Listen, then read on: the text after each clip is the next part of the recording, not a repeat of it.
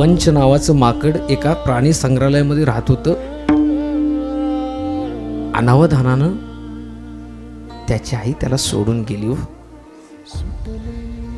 आणि माकड असं बसून राहायचं, एकटं राहायचं. माकड बसून राहायचं, एकटं राहायचं, खेळत नव्हतं.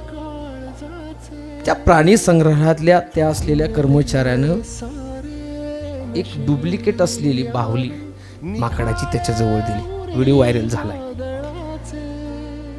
अख्ख्या सगळ्या माकडांनी त्याला वाळीत टाकलं होतं. कोणी जवळ येऊ देत नव्हतं, कोणी त्रास दिला ना.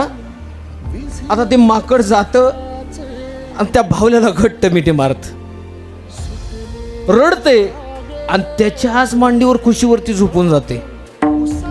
खरं सांगतो, आपली अवस्था तीच आहे. आपली आई आहे तोपर्यंत आपल्याला तिची किंमत कधी कळणार नाही. आणि एकदा निघून गेले ना, आई माझी मायेचा सागर दिला तिने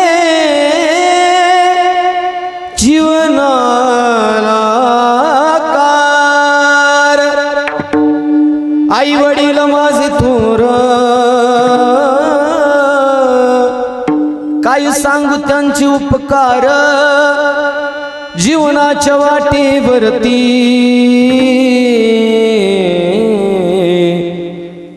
किती असतो तिचा आधार.